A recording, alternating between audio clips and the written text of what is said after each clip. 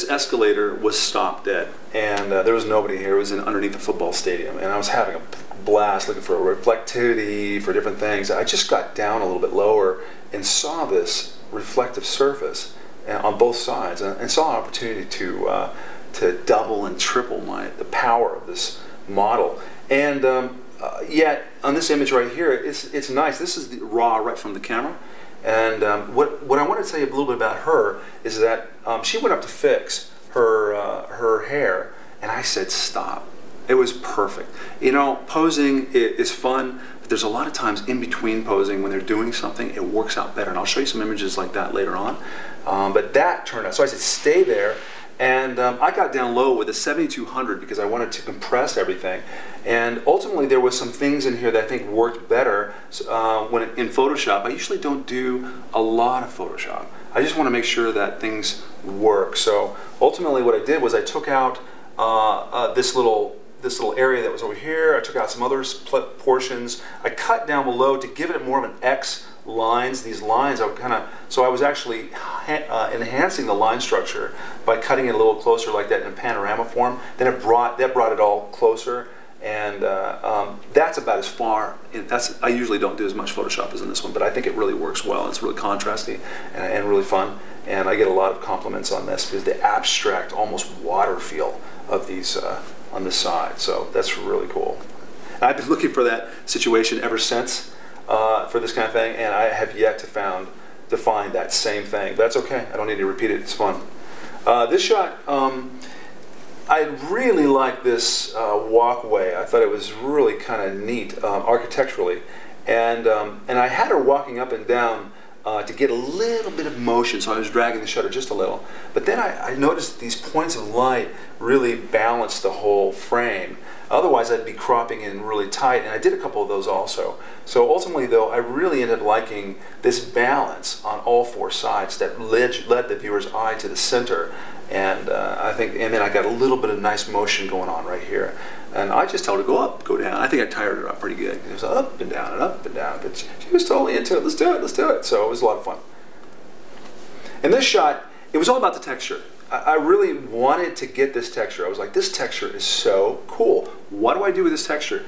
And for a while, it was like touchy, trying to figure out, what do I do with this texture? It's not easy to highlight or isolate somebody in that texture, but ultimately I found that the veil with the wind was doing these smoke-like things, and it was really amazing. And so I decided to just crop her off down here, and really it became about this jellyfish kind of look and also a smoke kind of look, and it ended up being just worked out perfect. So I got my texture, added texture on top. I gave you a little bit of her, everything just, and a nice diagonal line. So that worked out really nice for me.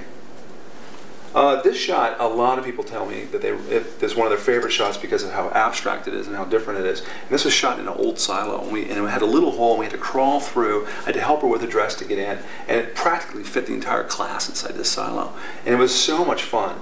And this is the kind of thing where we all shot over and over and over and had her spin until she almost got sick, because we were looking to capture motion and get a shot out of it that would be really fun.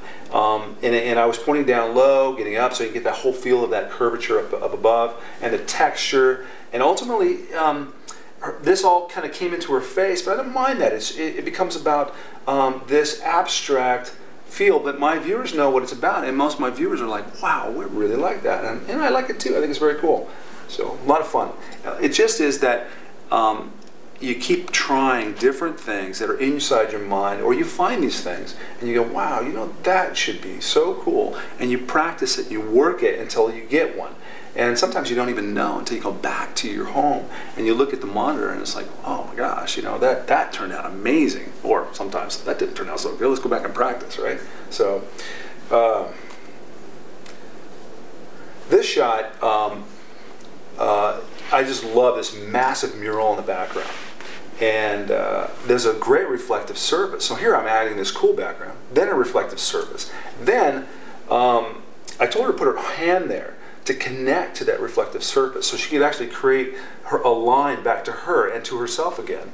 And then she went back to fix her hair, and I caught that motion. It was almost like a photojournalistic. Here, I pose it, I put her there, and then she went to fix her hair, and I much preferred that shot over any other shot that I shot, any kind of pose that I could have done. I allowed her just to, and she was in between poses, so she was fixing her hair. So I think the look and the flow of her face down into the hand, and their hand going up to fix her hair, really made a nice feel and a different composition to that. And I actually decided to crop his eyes out. This is a big mural, and I cropped his eyes out just to give a little bit of a mystery to everything. So that's a lot of fun.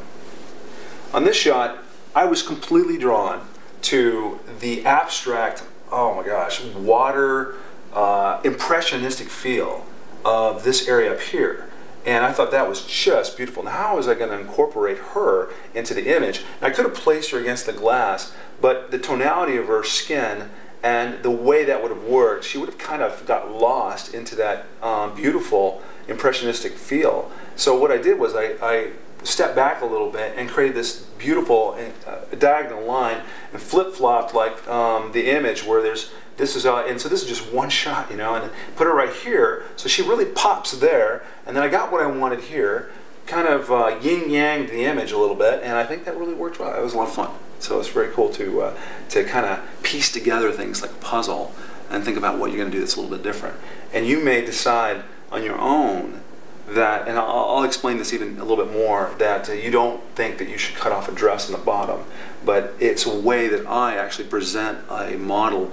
When I have a background, especially like a wall, I want this dress to be more of a shape, and I'll show that in a little bit later on how that really comes into play.